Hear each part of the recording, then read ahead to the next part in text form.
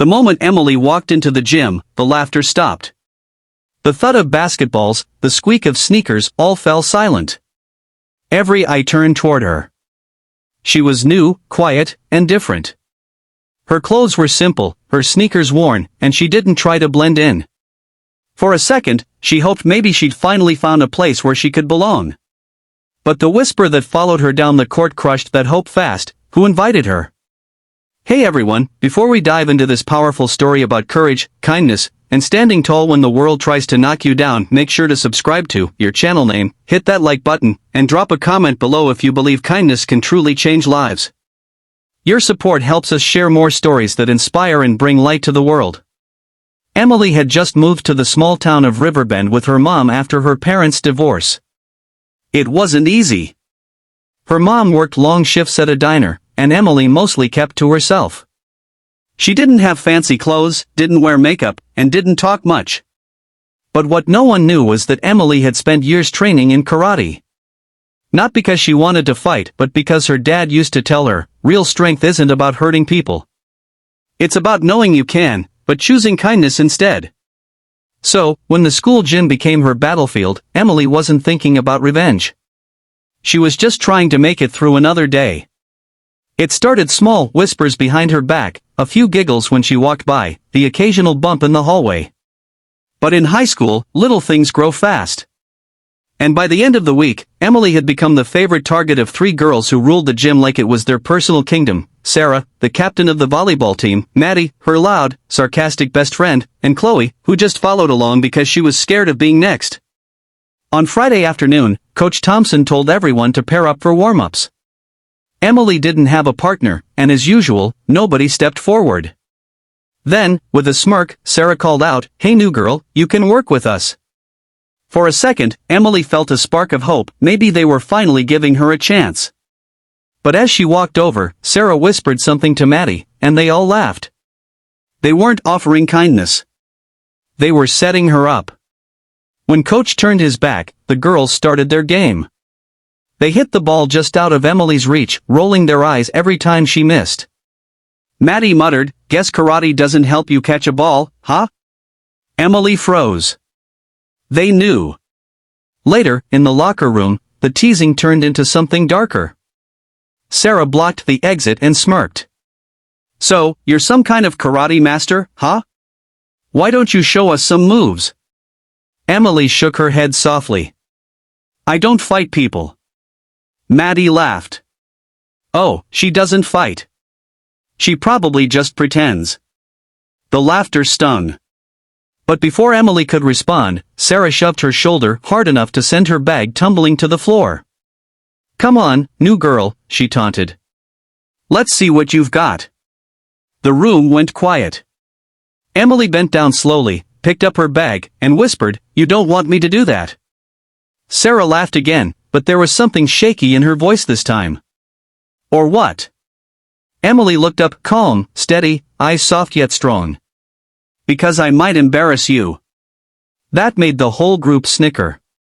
But when Sarah stepped closer, raising her hand like she might push again, Emily moved. Not with anger, not with violence, just one smooth, controlled motion. She gently caught Sarah's wrist and turned it downward. It wasn't forceful, but it was enough to make Sarah stumble and fall to one knee, gasping from surprise rather than pain. The room fell silent. Emily immediately let go and stepped back. "See," she said quietly. "You don't have to hurt someone to stop them." Then she grabbed her things and walked out, her head held high. But the story didn't end there. That weekend, word spread across the school like wildfire. Some said she'd flipped Sarah over. Others claimed she'd broken her arm, none of it true. The truth was simpler and more powerful: Emily had shown strength without cruelty. Monday morning, Sarah showed up to school quieter than usual. During gym, she avoided eye contact. But what Emily didn't know was that something had shifted inside her. That night, Sarah couldn't stop thinking about what had happened, not the embarrassment, but the way Emily had handled it.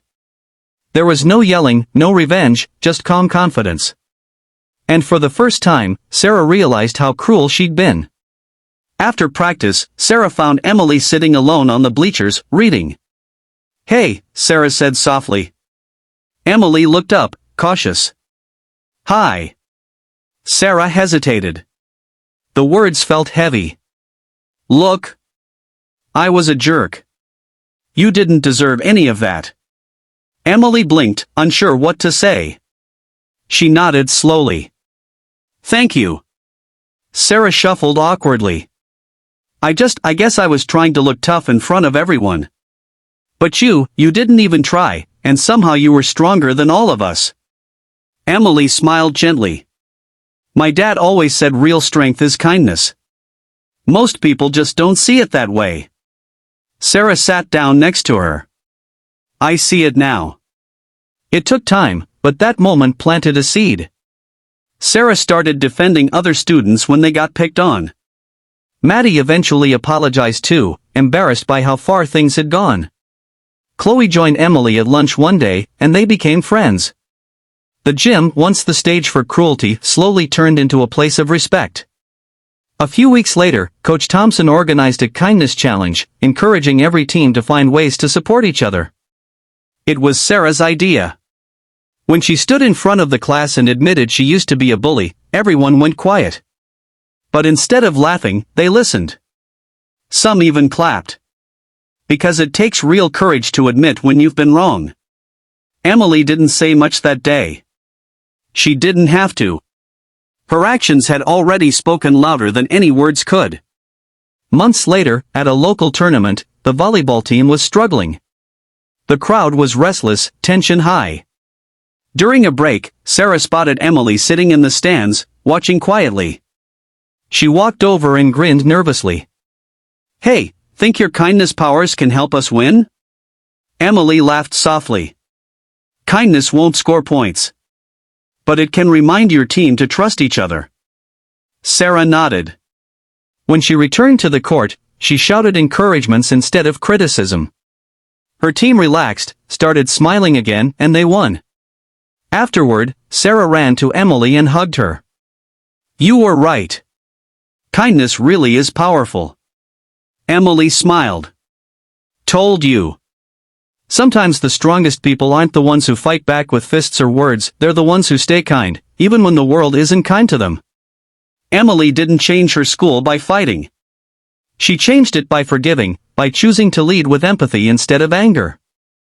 And that's something we all can do. Maybe someone will test your patience this week.